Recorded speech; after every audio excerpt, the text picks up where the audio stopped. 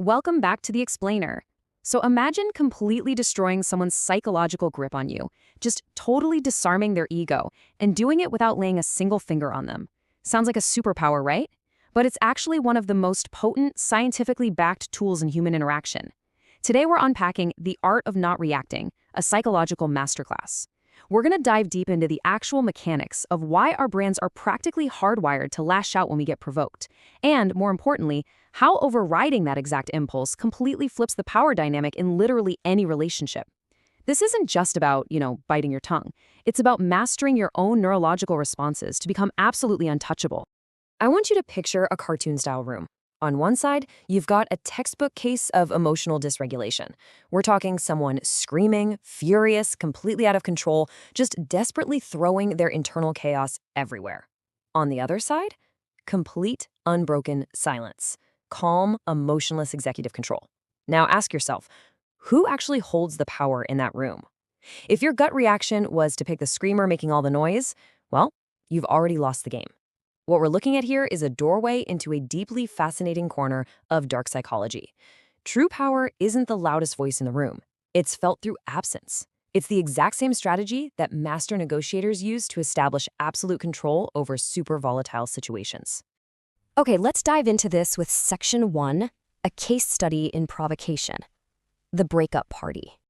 So the source text gives us this incredible real-world breakdown of how this power shift actually works in a social setting. Picture this. A guy is going through a messy breakup, and he's at a party. At minute 1, his ex-girlfriend launches this deliberate public insult right in front of everyone. She looks at him and says, "You're a loser. You'll never amount to anything." The whole room just freezes. She's expecting the standard psychological script, right? A defensive reaction that validates her attack and feeds the drama. But at minute 2, he totally breaks the script. Instead of blowing up, he gives her the 1-second look. He simply meets her eyes for a single second, completely unfazed, and then just goes right back to his drink. No explanation, no angry comeback. Fast forward 2 hours later, and she is swimming in discomfort. She keeps glancing over, just waiting for the defensive reaction that never comes. By denying her that emotional feedback loop, he forces her to just sit there in her own projected toxicity. And by the end of the party, she actually approaches him crying and offers a full apology. His absolute lack of reaction totally reversed the power dynamic. Section 2, Psychology of Emotional Triggers, the Hidden Game. And look, that party story wasn't magic. It was actually a perfect example of dark psychology at play. To really get why that silence was so devastating, we have to look at the underlying mechanics. When we talk about an emotional trigger, we aren't just talking about a pet peeve. It's a deep psychological vulnerability, things like your anger, your ego, or your fear of inadequacy. When a provocateur comes at you, they aren't looking for a logical debate. They are stress testing you. They are hunting for that exact trigger, trying to hijack your amygdala, so your rational brain completely shuts down and your fight or flight takes over. Because the second that happens, you surrender your executive function entirely to them. They provoke you because your reaction is basically their remote control. There's this absolutely brilliant insight from the text. If you react, the game is over. When you stay silent, the real game begins. Just let the weight of that settle for a second. If you react, if you give them the immediate anger or the fear they are so desperately hunting for, you've proven that they can manipulate your internal state. Game over. They win. But silence?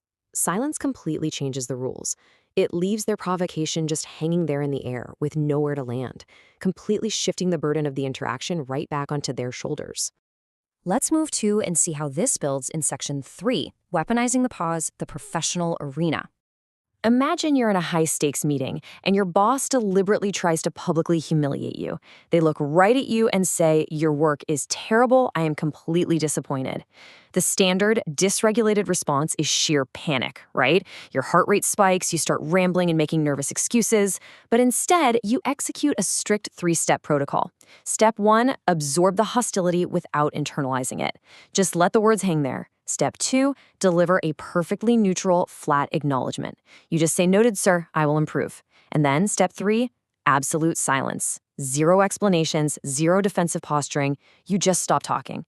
The attacker is sitting there entirely geared up for a fight or a total nervous breakdown, and instead, they hit a brick wall. It leaves them totally confused because you've completely denied them the emotional payoff they craved.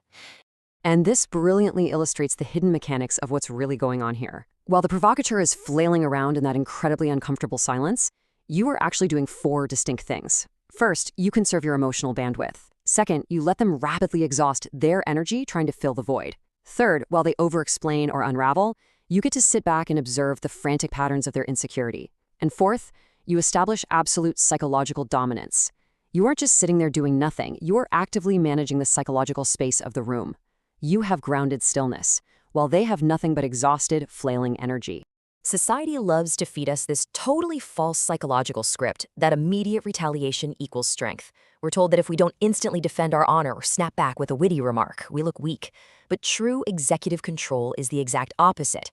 Not reacting is not weakness, it is a weapon. It's a highly calculated defense mechanism forged in sheer self-discipline. By holding your ground and refusing to step into someone else's neurological chaos, you literally become a psychological black hole. You absorb their hostile energy without reflecting a single drop of it back. That is the ultimate defense. Which brings us to Section 4, Becoming the Lioness, Mastering Psychological Dominance. We are moving away from pure defense now, straight into the calculated mindset of an apex predator.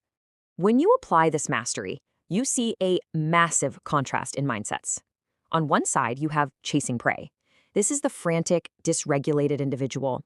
It's the person who jumps at shadows, engages with every petty microaggression, and just bleeds their emotional energy dry on things that literally do not matter. Now, compare that to the lioness. The lioness operates on pure psychological efficiency. She doesn't waste energy chasing every little thing that crosses her path. She is intensely observant. She is incredibly patient. She conserves her bandwidth for that one calculated shot to end the game.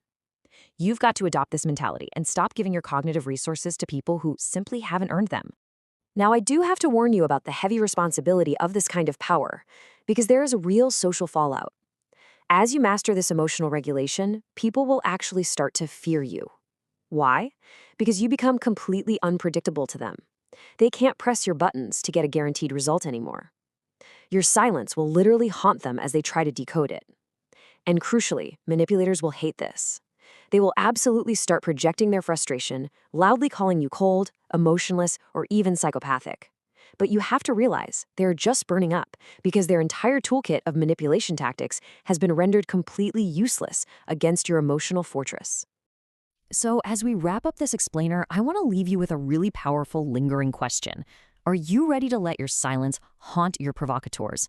Every single time the world tests your boundaries, you face a profound choice. You can surrender your emotional autonomy and let someone else's chaos dictate your nervous system, or you can reclaim your emotional stillness. Protect your psychological bandwidth, and always remember, sometimes doing absolutely nothing is the most devastating move you can make.